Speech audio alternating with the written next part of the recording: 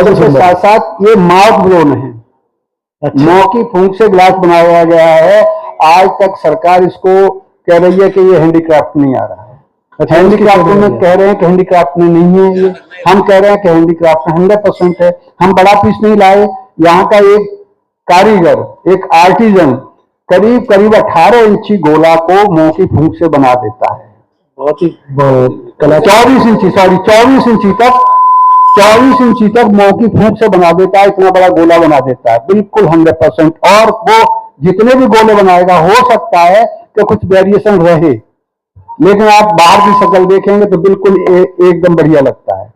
अब जैसे ये चीज है सर, अब मैं इसको 100% रिसाइकिल कहता हूं। ये हैंडमेड है, आप देखिए कैसी आर्ट है, क्या नहीं है। ये मतलब आर्टिस्ट पीस में है। ये बोरोसिल का है, कांच का सीने टाइप है, बड़ा है। बोरोसिल आ गया तो बोरोसिल ऐसे लगता है कि कोई बड़ा बहुत डायमंड आ गया। आज की तारीख में हाथ का बना हुआ पीस है सर। इसमें कोई मशीन ही नहीं लगी, इसमें कोई टेक्निकल नहीं है सर। कमाल है। अब ये उठाइए सर, तो बहुत, ये भी मौ की फूंक से बना हुआ गिलास है, लेकिन आप कटिंग है वो हाथ से है। तो ये हैंडीक्राफ्ट हुआ कि नहीं हुआ? बिल्कुल हुआ। अगर इसकी कटिंग हाथ से कटिंग है, ये हाथ की कटिंग है, हाथ से कटिंग हुई है। फिनिशिंग इसकी बहुत ही शानदार है, बिल्कुल लगता नहीं कि जैसे कहीं से भी है कुछ। ये जब क्लियर होता है तो ये है, ये इंडिया का नहीं है, ये बाहर का है।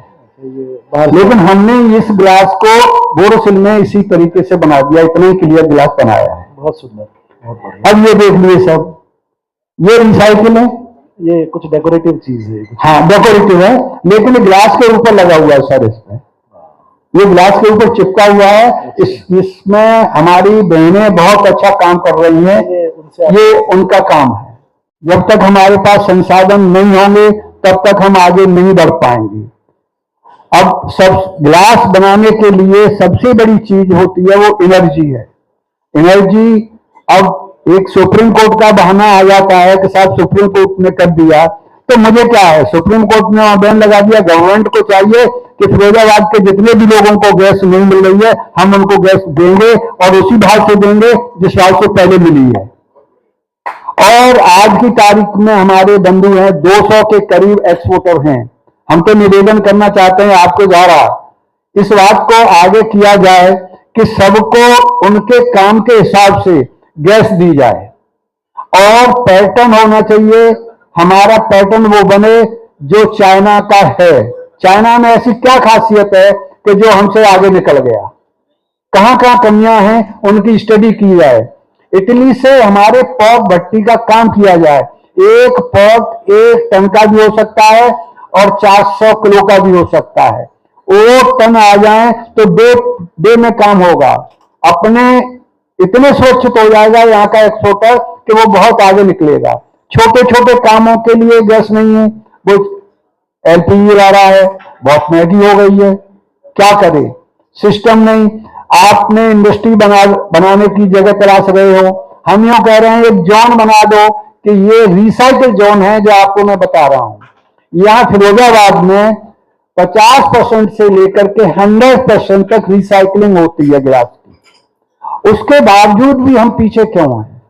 अगर ताजमहल को खतरा था तो कभी 100% वाले और 50% वाले रिसाइकिल वालों इंडस्ट्री को तो गैस कम से कम मिलनी चाहिए कि जिससे उनका काम चले। अगर हमें एक्सपोर्ट करना है और एक्सपोर्ट को आगे रखना है तो फिरोजाबाद के आदमी कम नहीं पड़ते हैं जो बाहर के आदमी यहाँ जगह लेकर के काम कर रहे हैं।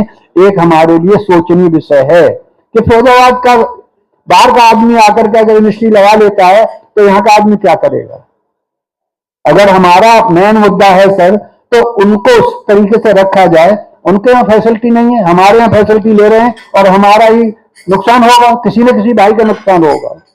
तो इन बातों को आप लोग ध्यान रखें। रहा एमएसएमई का काम, वो तो एक अलग समस्या है। देश सही कर दो, एमएसएमई आ जाएगी।